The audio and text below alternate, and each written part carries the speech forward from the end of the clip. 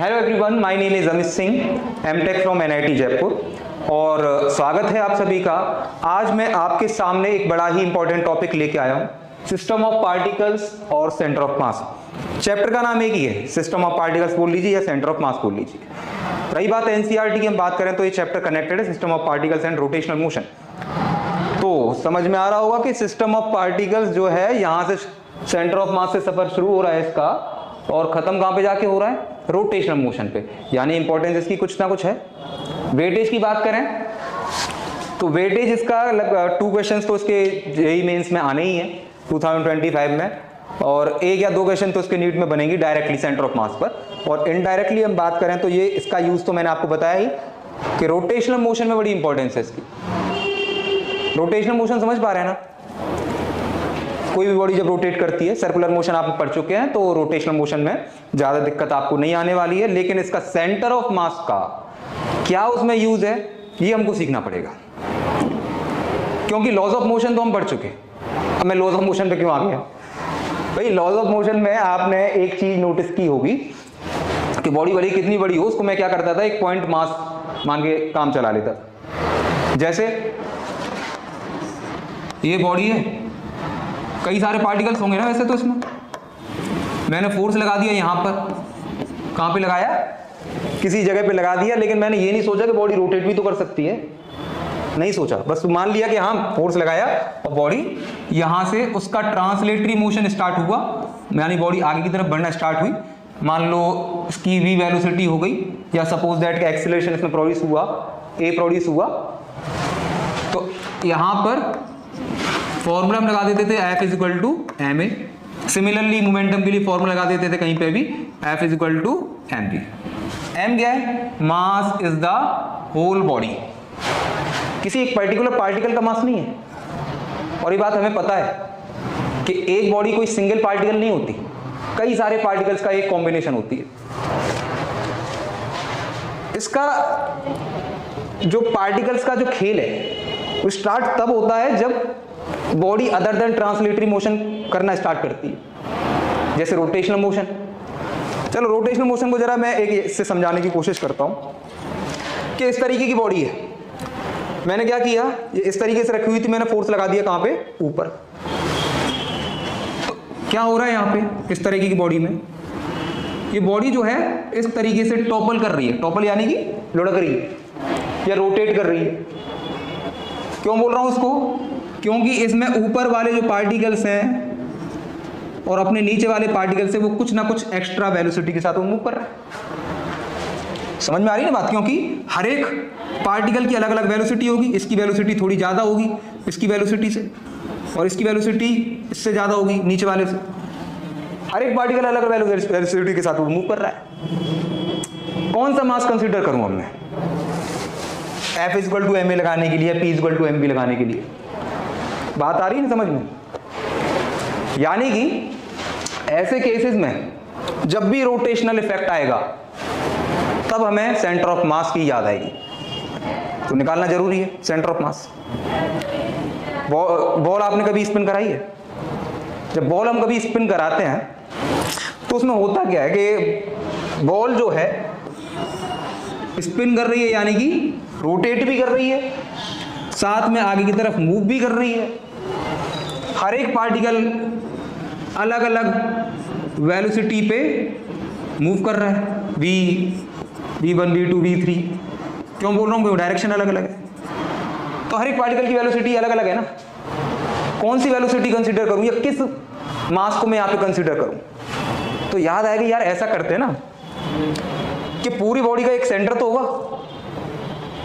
क्योंकि वो एक पॉइंट तो ऐसा होगा ना जो सेंटर है, जो पूरी बॉडी को रिप्रेजेंट कर रहा है, क्योंकि बॉडी जा तो आगे रही है। यानी ये वाला पार्टिकल सेंटर पे जो होगा इसका, इसको मान लो सेंटर ऑफ मास। निकालना कैसे वो हम अभी आगे सीखेंगे। तो ये जो पार्टिकल है, ये जो सेंटर है, इसके अबाउट ही सारे पार्टिकल क्या कर रहे हैं, रोटेट कर रहे हैं। बाकी जो हम बात कर रहे हैं सेंटर ऑफ मास की, वो क्या हो गया, एक रिप्रेजेंटेटिव हो गया सारे पार्टिकल्स का, यानी पूरी बॉडी को रिप्रेजेंट कर रहा है वो। तो कैसे डिफाइन कर सकते हैं हम सेंटर ऑफ मास को? कि भाई सेंटर ऑफ मास एक ऐसा पॉइंट है उस बॉडी का जहां पे पूरी बॉडी के मास जो है सपोज किया जा सकता है कि वहां पे कंसंट्रेटेड है, यानी centre of mass of a body is a point where the whole mass of the body suppose to be concentrated. बात आई समझ में? पूरी बॉडी को मैं वहां पे नहीं लेके चल रहा हूं, पूरी बॉडी की बजाय उस सेंटर को लेके चल रहा हूं, और वो सेंटर जो है, सेंटर ऑफ मास जो है, पूरी बॉडी को रिप्रेजेंट कर रहा है, उसको मैंने क्या बोल दिया? सेंटर ऑफ मास। अब जरा सेंटर ऑफ मास को देखें, जब जैसे मैंने बोला कि वो पार्टिकल के ही अबाउट या उस पॉइंट के ही अबाउट सारे पार्टिकल मूव कर रहे हैं, जैसे मैंने इसको ऊपर की तरफ किया, जरा ध्यान से देखेंगे हम कि इसका जो सेंटर होगा इसके अबाउट ही सारे पार्टिकल्स रोटेट करना रोटेट करते हुए दिखाई दे रहा है। वो तो जैसे ऊपर जा रहा है वैसे नीचे आ रहा है, बाकी सब रोटेट कर रहे हैं, जरा देखना,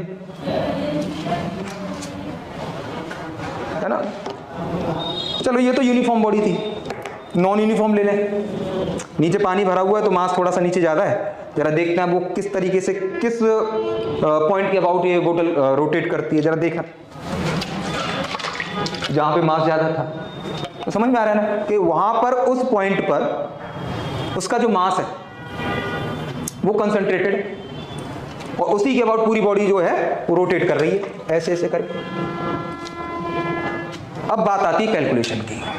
अच्छा, यहां तक कोई दिक्कत हो तो मुझे बताइए यार, क्योंकि फील नहीं आया तो कुछ नहीं आया, फिर फील आना जरूरी है सेंटर ऑफ मास का। अरे कोई भी टॉपिक हो सबका ही फील आना जरूरी है, फील आ जाएगा तो भाई वो टॉपिक इंटरेस्टिंग हो जाता है, पढ़ने में थोड़ा मन लगता है। उमास ही नहीं आती, कम से कम आती ना पढ़ते वक्त, वो नहीं आएगी। चलो कैलकुलेशन की बात करते हैं। दो तरह की बॉडी में यहां पे लेके चल रहा हूं, दो तरह का सिस्टम मान के चलिए। एक ऐसा सिस्टम जैसे आप बच्चों की तरह सब अपनी अपनी सीट पे अलग अलग बैठे हुए, डिस्क्रीट है, डिस्क्रीट पार्टिकल सिस्टम। तो क्या होगा, सभी का एक सेंटर ऑफ मास कहीं ना कहीं होगा, जहां पे पूरी क्लास का एक कह सकते हैं वहां से सभी मास इसको क्या किया जा सकता है, बैलेंस किया जा सकता है। मान लीजिए कि यहां पे मेरे पास एक हैवी बॉय है और एक पतला दुबला कोई लड़का है, और दोनों क्या है, खड़े हुए हैं एक जगह पे। तो इनका सेंटर ऑफ मास कहां लाई करेगा? जहां पे थोड़ा मास ज्यादा होगा, इस तरफ मान लो यहां पे, है ना? लेकिन कई सारे पार्टिकल्स हों, कई सारे डिस्क्रीट पार्टिकल्स हों, अलग अलग बॉडीज हों, तो सबके सेंटर ऑफ मास के लिए हम किस तरीके से निकालेंगे? उसके लिए जरा देखो, हमें बनाना पड़ेगा एक कार्टेशियन प्लेन। कार्टेशियन प्लेन क्यों बना रहा हूं भाई? रेफरेंस चाहिए होता है पोजीशन दिखाने के लिए हर एक पार्टिकल की, है ना? मान लो कि m1 पार्टिकल है, m1 मास का, ये m2 है, ये m3 है, और कोई फलाना भी हो सकता है mn। यहाँ पर मैंने पोजीशन वेक्टर बनाए, r1 vector, r2 vector, r3 vector and so on, rn vector. तो यहाँ पे सेंटर ऑफ मास की अगर मैं बात करूं तो सेंटर ऑफ मास कैसे निकालूंगा? RCM, भाई मीन निकालना है मुझे। मीन कैसे निकालूं? देखो जरा, m1 r1 vector plus m2 r2 vector plus m3 r3 vector and so on mn rn vector divide by total mass, यानी m1 plus m2 plus m3 plus and so on mn। ये discrete particles के लिए, यानी बिखरे बिखरे particles, अलग अलग particles. Continuous body भी तो हो सकती है, कंटिन्यूअस बॉडी जैसी है। ऐसे केसेस में तो दिखाई पड़ता है, जैसे ये है तो इसका कहीं ना कहीं सेंटर भी होगा। अच्छा, बैलेंस भी कर सकता हूँ उससे, सेंटर ऑफ मास के जो पास करेगी ना जो एक्सेस, वहां से इसको मैं बैलेंस भी कर सकता हूँ। सेंटर ऑफ ग्रेविटी का भी एक कॉन्सेप्ट आएगा आगे, तो इसके सेंटर पे लाई कर रहा है सेंटर ऑफ मास। लेकिन अलग अलग शेप भी हो सकती है, जैसे सर्कुलर डिस्क है, सर्कुलर रिंग है ना, ट्रायंगुलर है, लेमिना है, कोन है, स्फीयर है, हेमिस्फीयर है। इन सभी के भी सेंटर ऑफ मास हमें पता होने चाहिए। निकालते कैसे वो भी हमें सीखना है। फिलहाल तो हम फोकस कर रहे हैं किस पे? डिस्क्रीट पार्टिकल सिस्टम पे। टू पार्टिकल सिस्टम लेके काम चलाएं। चलो, टू पार्टिकल सिस्टम, m1 मास का और एक m2 मास का, ये हम टू पार्टिकल सिस्टम लेके चल रहे हैं।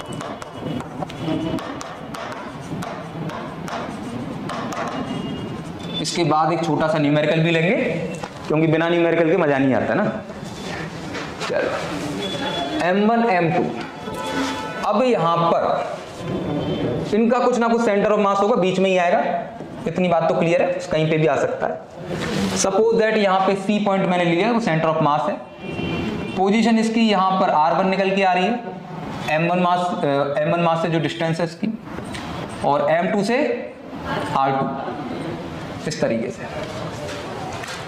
फॉर्मूला तो हमें वही लगाना है सेंटर ऑफ मास के लिए, लेकिन डिस्टेंस कहाँ से लेनी है यार, ये बड़ा कंफ्यूजिंग वाला बात है। मैंने क्या बोला था कार्टेशियन प्लेन बनाते वक्त कि डिस्टेंस जो बेटा लेनी है ना, वो एक पॉइंट से लो, रेफरेंस पॉइंट से लो, आसान रहेगा। फॉर्मूला वही लगना है। अब ऐसे फॉर्मूला वही लगना है तो मतलब रेफरेंस पॉइंट तो कुछ ना होगा ना, जैसे ओरिजिन हम लेके चलते हैं, तो ये जो हम ले रहे हैं सही है, वो गड़बड़ करा सकता है। तो बिल्कुल बेसिक पकड़ के चलो। हमें क्या करना है कि जो मासेस हैं m1 और m2, ओरिजिन कहीं किसी एक पर मान लो। कहां पे मान लें? m1 पे मान लेते, चलो यहां पे, यहीं से रेफरेंस लेके चल रहे हैं। मान लो ये C पॉइंट, यहां पे हमारा क्या निकल के आएगा, सेंटर ऑफ मास निकल के आएगा, ठीक है ना। तो कैसे निकालूंगा मैं इसको? अच्छा, ये रेफरेंस पॉइंट से अगर मैं बात करूं तो m1 की डिस्टेंस कितनी हो गई, r1 0 आएगी। इसको मैं कितनी लेके चलूं बताओ जरा। मान लो d डिस्टेंस पर है दोनों पार्टिकल्स, d लेके चलेंगे, तो यहाँ पे जो सेंटर ऑफ मास है वो निकालो, कैसे आएगा, RCM will be equal to m1 into 0 plus m2 into d divide by m1 plus m2। तो RCM कहाँ निकल के आया, m2 into d divide by m1 plus m2, है ना। यानी कि ये वाली जो डिस्टेंस है RCM, कहाँ से डिस्टेंस है ये, m1 से डिस्टेंस दूरी है। यानी m1 से जो डिस्टेंस निकल के आई है वो क्या निकल के आई है, m2 into d upon m1 plus m2। कहाँ से, फ्रॉम m1। वैसे ही अगर मुझे m2 से निकालना हो तो क्या करूंगा, सिंपल है, d माइनस ये वाली डिस्टेंस माइनस कर दो, d माइनस RCM, हाँ के ना, d माइनस RCM माइनस कर दीजिए, निकल के आ जाएगी। तो d minus m2d divide by m1 plus m2, तो डिस्टेंस कितनी निकल के आ जाएगी, फ्रॉम किससे निकाल रहे हैं, m2 से। तो ये निकल के आ जाएगी आपकी m1 into d divide by m1 plus m2। तो क्या कहानी समझ में आ रही है, एक कि अगर मैं m1 से डिस्टेंस निकाल रहा हूं तो फॉर्मूले में आ रहा है m2, और m2 से निकाल रहा हूं तो फॉर्मूले में आ रहा है m1।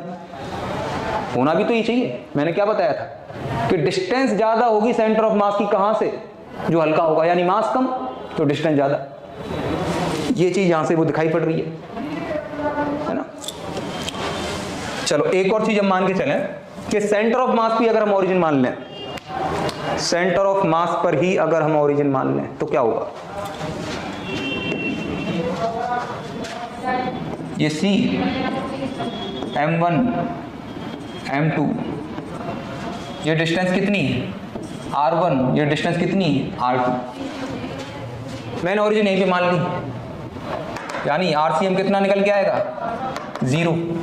फॉर्मूला क्या था वैसे हमारा, m1 r1 plus m2 r2 divide by m1 plus m2। कुल मिला के क्या निकल के आ रही है, ये बड़ा कॉन्सेप्ट है, काम का, जरा ध्यान से सुनना। m1 r1 plus m2 r2 कितना निकल के आ जाएगा, 0। यानी कि अगर सेंटर ऑफ मास पर ही मैं ओरिजिन मान लूं तो जो मूवमेंट ऑफ मास है, अच्छा मूवमेंट ऑफ मास कहां से आ गया है, मूवमेंट ऑफ मास हम बोलते हैं ये वाले टर्म्स को, मास इनटू डिस्टेंस वाले टर्म्स को हम क्या बोलते हैं, मूवमेंट ऑफ मास। तो sum of movement of mass will be 0 if center of mass lies at origin। बात क्लियर है? ये वाला कॉन्सेप्ट काम में आएगा भी यार, भूलना नहीं है इसको। चलो एक न्यूमेरिकल की बात करते हैं, छोटा सा न्यूमेरिकल लेके चलते हैं। हमारे पास दो पार्टिकल्स हैं, एक 2 kg का, एक है 5 kg का, दोनों के बीच में डिस्टेंस है 10 मीटर। तो बताइए इनका सेंटर ऑफ मास क्या होगा? बड़ा ही इजी लेवल का क्वेश्चन है, जल्दी से फटाफट 30 सेकंड में जवाब दीजिए। चलो बताता हूं। तो RCM will be equal to कितना? मुझे फिर मैंने क्या बताया कि भाई रेफरेंस तो मानना पड़ेगा। तो रेफरेंस के लिए मैं क्या तरीका क्या बताया था कि जहां पर एक मास है वहीं पर एक हम उसको ओरिजिन को लेके चलते हैं। तो यहां पे R1 दूरी कितनी हो जाएगी? R1 will be equal to 0 और R2 will be equal to 10 metre. ठीक है, फॉर्मूला वही लगाना है, M1 R1 plus M2 R2 divide by M1 plus M2। लगाइए, M1 कितना 2 इंटू R1 0, M2 कितना 5, डिस्टेंस कितनी 10 डिवाइड बाई 2 प्लस 5 कितना आया 50 डिवाइड बाई 7 मीटर। जरा देखो 10 से बड़ा तो नहीं हो रहा भाई? ये नहीं हो रहा ना? 7 पॉइंट समथिंग आएगा, 7.1 के आसपास होना भी नहीं चाहिए क्योंकि दोनों के बीच में लाई करना है। अच्छा अप्रोक्सीमेटली मैं लिख देता हूं उसको 7.1 मीटर। कहां लाई कर रहा है? लगभग यहां पे। क्या बोला था मैंने थोड़ी देर पहले कि सेंटर ऑफ मास कहां लाई करेगा? जहां पे हैवियर पार्टिकल होगा उसके पास। ठीक है ना? चलो अब कार्टेशियन प्लेन की हम बात कर ही रहे हैं, तो एक्स वाई जेड कोऑर्डिनेट ना हो पॉसिबल है क्या? अभी तक हम सिर्फ पोजीशन वेक्टर से काम चला रहे हैं। तो सिमिलरली फॉर्मूला यहां पर भी लगाया जा सकता है। Coordinates of centre of mass के लिए क्या?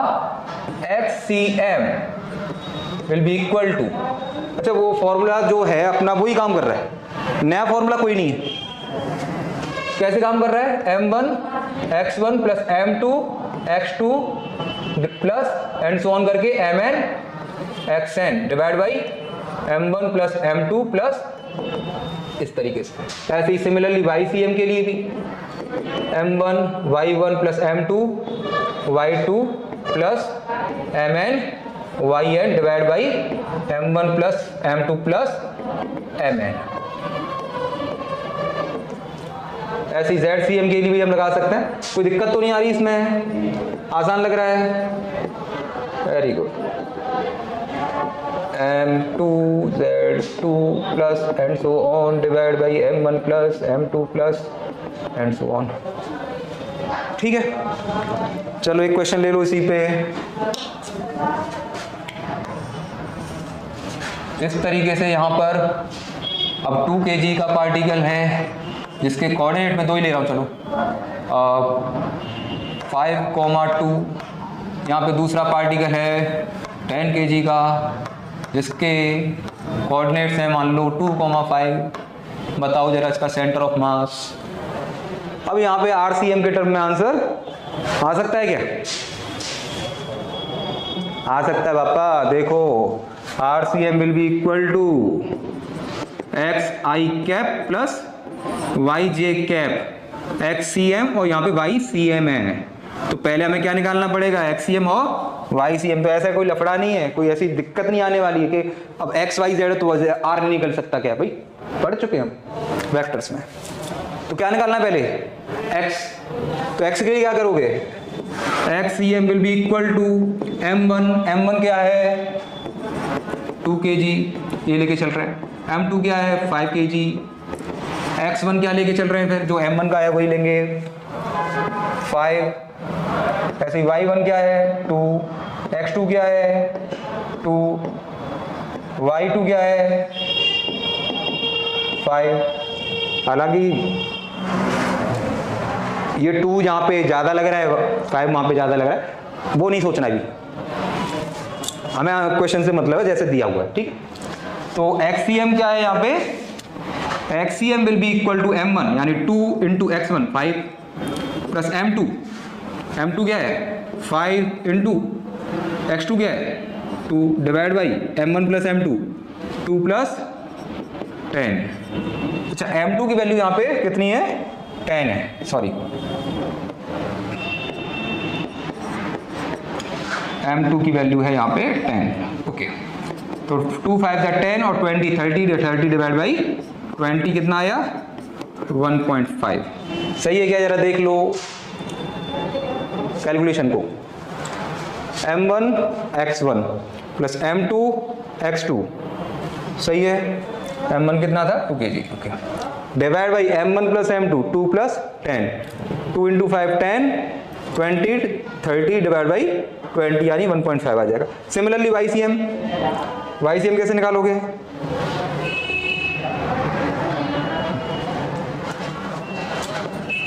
सेम फॉर्मूला लगा के m1 2 into 2 plus 10 into 5 divide by 2 plus 10। अच्छा यहाँ पे एक गड़बड़ हो गई भाई, 2 प्लस 10 12 हो गया यहाँ पे, ठीक है यहाँ पर भी 12 करना है। 2 इंटू 2 4 54 डिवाइड बाई 12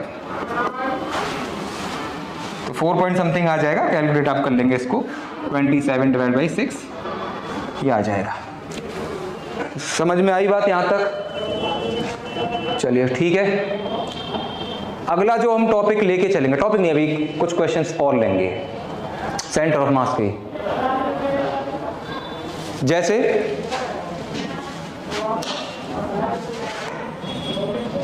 एक यहाँ पे पार्टिकल अकेले में 2 kg का ले लेता हूं, यहाँ पे इनके बीच में डिस्टेंस है 10 मीटर और यहाँ पर ये है 10 kg का 10 मीटर।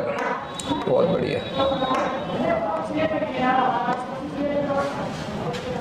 दोनों के बीच में डिस्टेंस हमने कितनी ले ली 10 मीटर। मैंने बोला कि 10 kg वाले पार्टिकल को मैंने खिसका दिया बाई 5 मीटर, तो 2 kg वाले को मेरे को कितना खिसकाना पड़ेगा जिससे कि centre of mass does not change. इस तरीके की भी क्वेश्चन नीट में पूछे जा सकता है, कठिन थोड़ी ना है, सेंटर ऑफ मास वही की वही है। तो क्या करना है भाई, जितना राइट की तरफ सेंटर ऑफ मास शिफ्ट हो रहा है 10 kg वाले की वजह से, तो उतना ही सेंटर ऑफ मास शिफ्ट होना चाहिए लेफ्ट की तरफ 2 kg वाले की वजह से। या फिर मैंने एक प्रिंसिपल ऑफ मोमेंट्स वाला एक कॉन्सेप्ट बताया था कि सेंटर ऑफ मास पे ही अगर हम ओरिजिन मान लें तो m1 r1 is equal to m2 r2 रहेगा, हाँ कि ना। यानी सेंटर ऑफ मास तो वही की वही है, वो कहीं चेंज नहीं हो रहा। तो क्या करना है अपने को, यहां पे ये डिस्टेंस उनके बीच में जो है वो पहले हमें देखनी पड़ेगी कितनी थी। पहले इसको हम r1 मान लें, इसको r2 मान लें, तो कितना रहेगा 2 into r1 is equal to 10 into r2 by magnitude.